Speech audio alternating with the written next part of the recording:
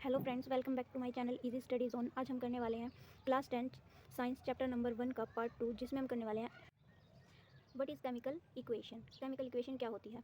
तो chemical reaction can be represented by chemical equation. जो chemical reaction होती है वो किसके द्वारा दर्शाई जाती है? केमिकल इक्वेशन के द्वारा। It involves uses of symbols of substances of reactant and product.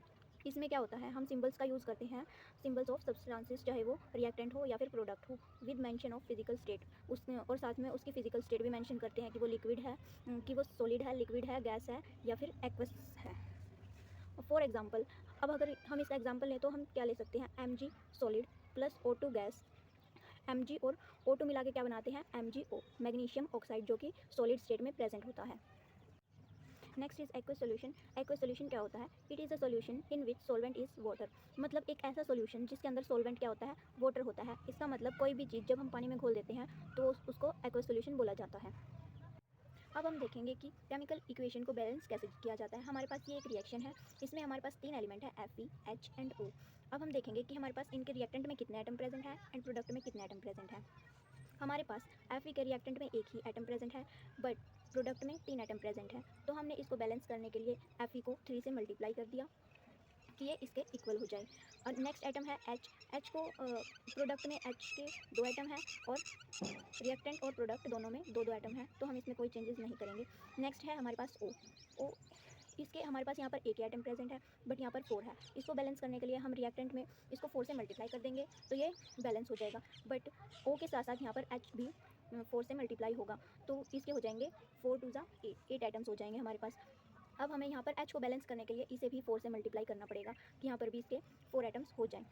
इस तरह से हम अपनी केमिकल इक्वेशन को बैलेंस करते हैं कि जितने एटम्स यहाँ पर हैं रिएक्टेंट में हैं, उतने ही एटम्स प्रोडक्ट में भी होने चाहिए, तभी वो केमिकल इक्वेशन बैलेंस मानी जाती है। अब हम इसको लिखेंगे इसकी फिजिकल स्टेट के साथ। अब यहाँ पर Fe के 3 आइटम्स हैं और ये सॉलिड स्टेट में प्रेजेंट है, प्लस 4 आइटम्स ऑफ H2O जो कि लिक्विड में प्रेजेंट है। ये दोनों रिएक्ट करके बनाते हैं Fe3O4 जो कि सॉलिड फॉर्म में प्रेजेंट है, प्लस 4H2 जो कि गैस फॉर्म में प्रेजेंट है। Next example is MgO2। MgO2 दोनों रिएक्टेंट हैं, ये दोनों रिएक्ट करके बनाते हैं MgO जो कि एक प्रोडक्ट है। अब इस रिएक्शन को हम कैसे बैलेंस करेंगे? यहाँ पर देखो हमारे पास Mg का एक आइटम प्रेजेंट है और इधर भी हमारे पास एक आइटम प्रेजेंट है, बट यहाँ पर O के 2 आइटम प्रेजेंट है और इधर एक आइटम प्रेजेंट है। तो हम इस साइड 2 से मल्टीप्लाई कर देते हैं इसको कि ये बैलेंस हो जाए, बट इसके साथ साथ Mg भी 2 से मल्टीप्लाई हो रहा है, तो हम इसको बैलेंस करने के लिए इधर भी Mg को 2 से मल्टीप्लाई कर देते हैं कि ये रिएक्शन बैलेंस हो जाए। अब इसको हम इसके फिजिकल स्टेट के साथ बैलेंस करके कैसे लिखेंगे? 2 Mg के एटम है जो कि सॉलिड फॉर्म में प्रेजेंट है, प्लस O2 जो कि गैस फॉर्म में प्रेजेंट है। दोनों रिएक्टेंट रिएक्ट करके बनाते हैं 2 एटम्स ऑफ MgO जो कि सॉलिड फॉर्म में प्रेजेंट है। इस तरीके से हम बहुत ही आसानी से अपनी रिएक्शंस को बैलेंस कर सकते हैं। हम केमिकल इक्वेशंस को बैलेंस तभी कर सकते हैं जब हम उनकी बार बार प्रैक्टिस करेंगे, तो ही हमें वो अच्छे से बैलेंस करनी आएंगी।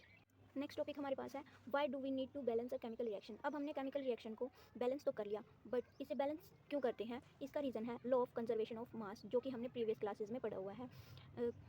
इसको हम कैसे एक्सप्लेन कर सकते हैं? Matter can neither be created nor destroyed in a chemical reaction. यानी कि जो हमारे पास मैटर होता है वो ना तो बनता है और ना ही डिस्ट्रॉय होता है इन ए केमिकल रिएक्शन। जब कोई भी केमिकल रिएक्शन होती है, जो रिएक्टेंट होता है वो हमेशा प्रोडक्ट के इक्वल होता है। So number of elements involve in chemical reaction should remain same at reactant and product side. इसका मतलब जितने नंबर ऑफ एलिमेंट्स रिएक्शन में रिएक्टेंट की साइड होंगे, उतने ही प्रोडक्ट की साइड भी होंगे, तभी वो इक्वेशन बैलेंस मानी जाएगी। Thank you very much. आज के लिए इतना ही। नेक्स्ट वीडियो में हम पढ़ेंगे टाइप्स ऑफ केमिकल रिएक्शन कि केमिकल रिएक्शंस कितने टाइप की होती हैं। Thanks for watching this video.